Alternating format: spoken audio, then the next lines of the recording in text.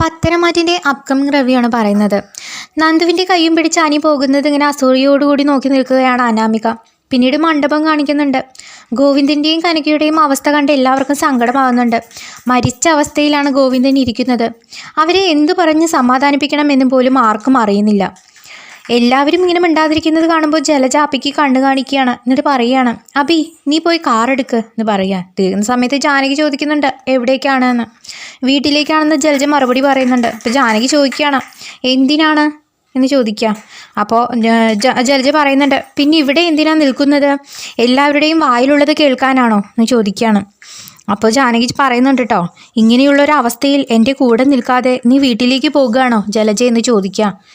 അപ്പോൾ ജലജ പറയുന്നുണ്ട് ഉണ്ടല്ലോ, നിൻ്റെ അമ്മായിയമ്മയും അമ്മായി അച്ഛനും ഭർത്താവും ഏട്ടനും ചേച്ചിയും മരുമക്കന്മാരും ഒക്കെ ഉണ്ടല്ലോ.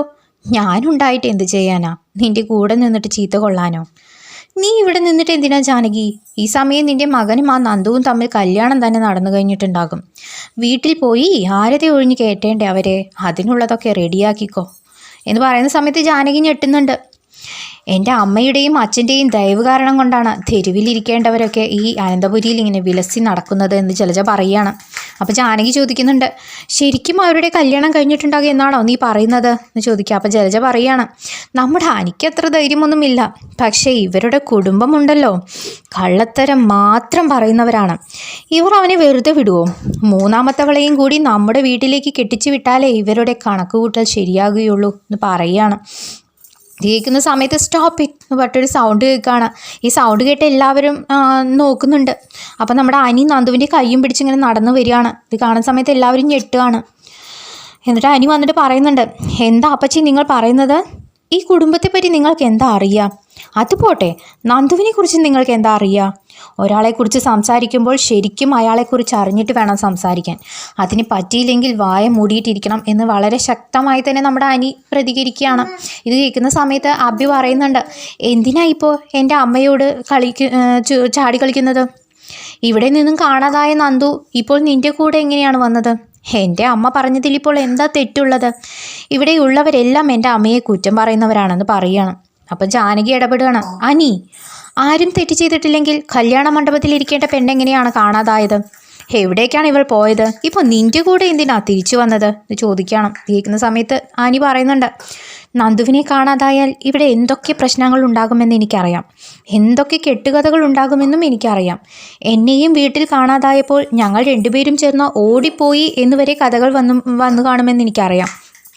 പക്ഷെ ശരിക്കും എന്താണ് ഇവിടെ നടന്നതെന്ന് നിങ്ങൾക്ക് ആർക്കും അറിയില്ല എന്ന് അനി പറയുകയാണ്. കേൾക്കുന്ന സമയത്ത് ആദർശ അനിയുടെ അരികിലേക്ക് വന്നിട്ട് ചോദിക്കുന്നുണ്ട് അനി ശരിക്കും എന്താ നടന്നത് എന്ന് പറയാം. അപ്പോൾ അനി പറയുകയാണ് നന്ദു മണ്ഡപത്തിൽ നിന്നും ഓടിപ്പോയതൊന്നുമല്ല, വീട്ടുകാർ നോക്കിയ പയ്യനെ തന്നെയാണ് വിവാഹം കഴിക്കാനിരുന്നത്, പക്ഷേ നന്ദുവിനെ തട്ടിക്കൊണ്ടു പോയതാണ് എന്ന് പറയുകയാണ്. ഇത് കേൾക്കുന്ന സമയത്ത് മണ്ഡപത്തിലുള്ള എല്ലാവരും ഞെട്ടുകയാണ്. നയന വന്ന് ചോദിക്കുന്നുണ്ട് എന്താ അനി നീ പറയുന്നേ, നന്ദുവിനെ തട്ടിക്കൊണ്ടുപോയെന്നോ, ആരാ അത് ചെയ്തത് എന്ന് ചോദിക്കുകയാണ്. അപ്പം നമ്മുടെ അനി ജാനകിയെ നോക്കിയിട്ട് പറയുന്നുണ്ട് വേറെ ആരാ, ഇവരുടെ മുൻ മരുമകൾ അനാമിക എന്ന് പറയുകയാണ്. ഇത് കേൾക്കുമ്പോൾ എല്ലാവരും ഞെട്ടുന്നുണ്ട്. എന്നാൽ ജാനകി ജലജ പറയുന്നുണ്ട് അനാമികയുമല്ല അമ്പാഴങ്ങിയുമല്ല, ജയിലിലേക്ക് പോയ അനാമിക നന്ദുവിനെ തട്ടിക്കൊണ്ടുപോയി എന്ന് പറഞ്ഞാൽ ഞങ്ങൾ വിശ്വസിക്കണോ എന്ന് ചോദിക്കുകയാണ്. അപ്പം നന്ദുവിൻ്റെ ഫ്രണ്ട് ഇടപെടുന്നുണ്ട് നിങ്ങൾക്കറിയോ എന്താ നടന്നതെന്ന് നിങ്ങൾ കണ്ടോ, ഞാൻ കണ്ടു, നന്ദുവിനെ മയക്കി കിടത്തി കാറിൽ കയറ്റിക്കൊണ്ടുപോകുന്നത് ഞാൻ കണ്ടു, അതിനിടയിലാണ് എനിക്ക് തലയിൽ പരിക്ക് പറ്റിയത്, പിന്നീട് അനി വന്നിട്ടാണ് നന്ദുവിനെ രക്ഷിച്ചത് എന്ന് പറയുകയാണ്. അപ്പോൾ അനി പറയുന്നുണ്ട് ഇവൻ പറഞ്ഞിട്ടാണ് ഞാൻ അങ്ങോട്ട് പോയത്, ഇതെല്ലാം അനാമികയുടെ പ്ലാൻ ആയിരുന്നു എന്ന് പറയുകയാണ്. ഇത് കേൾക്കുന്ന സമയത്ത് അജയൻ ചോദിക്കുന്നുണ്ട് നന്ദുവിനെ എന്തിനാ മോനെ തട്ടിക്കൊണ്ടുപോയത് ചോദിക്കുക. അപ്പം വേറെ ഒന്നുമല്ല അച്ഛാ, അവൾ ജയിലിലേക്ക് പോകാൻ നന്ദുവാണ് കാരണമെന്ന് പറഞ്ഞ് ഈ കല്യാണം നിർത്തി പക തീർത്തതാണ്. വിവാഹം നിന്നുപോയില്ലേ, ചെക്കനും കൂട്ടരും ഇവിടെ നിന്ന് പോയില്ലേ, അവരിവിടെ നിന്നും പോയിട്ടുണ്ടെങ്കിൽ അതിന് കാരണം എൻ്റെ അമ്മയും അപ്പച്ചിയും ആയിരിക്കും എന്ന് പറഞ്ഞിട്ട് നമ്മുടെ അനി രൂക്ഷമായി നോക്കുന്നുണ്ട്. അപ്പം നവ്യ ദേഷ്യത്തോടു കൂടി പറയുന്നുണ്ട് അവർ തന്നെയാണ് കാരണമെന്ന്. അപ്പോൾ നമ്മുടെ അനി നന്ദുവിൻ്റെ കൈയും പിടിച്ച് കനകയുടെ അടുത്തേക്ക് പോകുകയാണ്. എന്നിട്ട് പറയുന്നുണ്ട് അമ്മയുടെ മകളിതാ, മണ്ഡപത്തിൽ നിന്നും എങ്ങനെയാണോ പോയത് അങ്ങനെ തന്നെ ഞാൻ തിരിച്ചു കൊണ്ടുവന്നിട്ടുണ്ട്, ഞങ്ങൾ ഓടിപ്പോയിട്ടുമില്ല കല്യാണം കഴിച്ചിട്ടുമില്ല എന്ന് പറയുകയാണ്. ഇരിക്കുന്ന സമയത്ത് കനക നിറ കണ്ണുകളോടുകൂടി ജാനകിയെ നോക്കിയിട്ട് പറയുകയാണ് ജാനകി ഇപ്പോൾ എന്താ ഒന്നും മിണ്ടാത്തേ? ഇത്ര നേരം ഈ ജലജയോടൊപ്പം ചേർന്ന് എന്തൊക്കെ ഒരു വാക്കാണ് നിങ്ങൾ പറഞ്ഞത്? എൻ്റെ മകളെക്കുറിച്ച് എത്ര മോശമായാണ് സംസാരിച്ചത്. എൻ്റെ മോളെ നിൻ്റെ മുൻ മരുമകൾ തട്ടിക്കൊണ്ടു പോയത് കൊണ്ടാണ് ഈ കല്യാണം മുടങ്ങിയത്. കല്യാണ പയ്യൻ ഇറങ്ങിപ്പോയി. ഇതിനൊക്കെ ആരാ കാരണം? ഇപ്പോൾ നീ എന്താ ചെയ്യുക ജാനകി? ഇറങ്ങിപ്പോയ പയ്യനെ തിരിച്ചു കൊണ്ടുവരുമോ? നിന്നുപോയ കല്യാണം വീണ്ടും നടത്തി തരുമോ? എന്താ മിണ്ടാതിരിക്കുന്നത്? സംസാരിക്കേ. നിങ്ങൾ രണ്ടുപേരും അനന്തപുരിയിലെ പെണ്ണുങ്ങളല്ലായിരുന്നെങ്കിൽ നിങ്ങളെ ഞാൻ എന്താ ചെയ്യാന്ന് എനിക്ക് തന്നെ അറിയില്ല എന്ന് വളരെ ദേഷ്യത്തോടും സങ്കടത്തോടു കൂടി നമ്മുടെ കനക പ്രതികരിക്കുന്നുണ്ട്.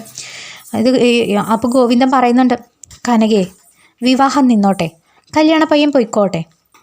നമ്മുടെ മോള് അവൾ നമ്മുടെ അടുത്തേക്ക് ഭദ്രമായി തിരിച്ചു വന്നില്ലേ, അത് മതി. അവൾക്ക് കല്യാണം നടന്നിട്ടില്ലെങ്കിലും കുഴപ്പമില്ല. ഞാൻ ജീവിച്ചിരിക്കുന്നത് വരെ എൻ്റെ മോളെ നെഞ്ചിൽ വെച്ച് നോക്കും എന്ന് പറയുകയാണ്. അപ്പോൾ നവ്യ മുത്തശ്ശനെയും നോക്കി പറയുന്നുണ്ട്, മുത്തശ്ശ ഇതുവരെ നടന്നതൊക്കെ നിങ്ങൾ കണ്ടതല്ലേ? എന്നെയും നയനയെയും നന്ദുവിനെയും എൻ്റെ അച്ഛനെയും അമ്മയെയും ഇവർ രണ്ടുപേരും എന്തൊക്കെയാണ് പറഞ്ഞതെന്ന് കേട്ടില്ലേ? ഇപ്പോൾ ഇവരെന്താ ചെയ്യേണ്ടത് എന്ന് ചോദിക്കുകയാണ്. അപ്പോൾ നയന പറയുന്നുണ്ട്, ഒന്നും ചെയ്യാനില്ല. അവരിപ്പോൾ തന്നെ അപമാനം കൊണ്ട് മരിച്ചു കാണും. അത് വിട് ചേച്ചി. അച്ഛൻ പറഞ്ഞത് കേട്ടില്ലേ?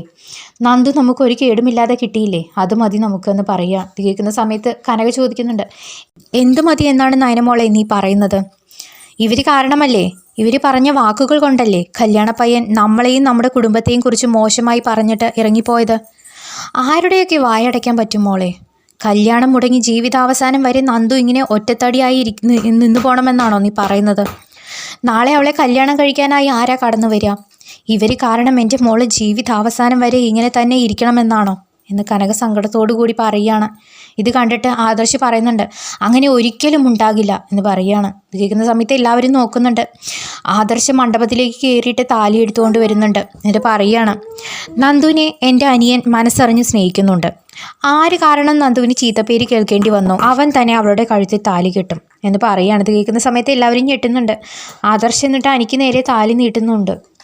കെട്ടട താലി, ആരാ മുടക്കാൻ വരുന്നതെന്ന് ഞാനൊന്ന് നോക്കട്ടെ എന്ന് പറയുകയാണ്. ഇത് കേൾക്കുന്ന സമയത്ത് അനി എന്ന് പറഞ്ഞിട്ട് ജാനകി ഓടി വരുന്നുണ്ട്. എന്നാൽ ആദർശ് തടയുകയാണ്. ഈ സമയം അനിയാകട്ടെ നമ്മുടെ നന്ദുവിൻ്റെ കഴുത്ത് താലി കെട്ടുകയാണ്. ഇത് കണ്ടിട്ട് നന്ദു അടക്കം മണ്ഡപത്തിലെ എല്ലാവരും ഞെട്ടി നിൽക്കുകയാണ്. അങ്ങനെ നമ്മുടെ നന്ദു അനിക്ക് സ്വന്തമാകുകയാണ്.